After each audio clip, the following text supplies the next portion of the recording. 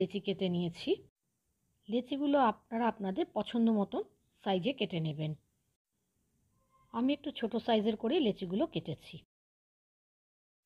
এবার বেলান চাকিতে অল্প সাদা তেল মাখিয়ে আমি লুচিগুলোকে বেলে নিয়েছি।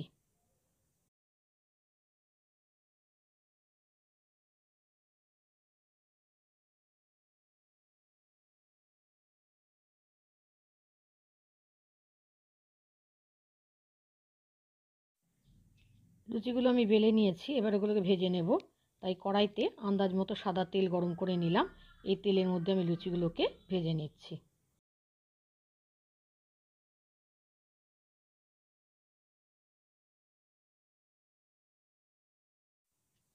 একটা লুচি ভাজা হয়ে গেছে।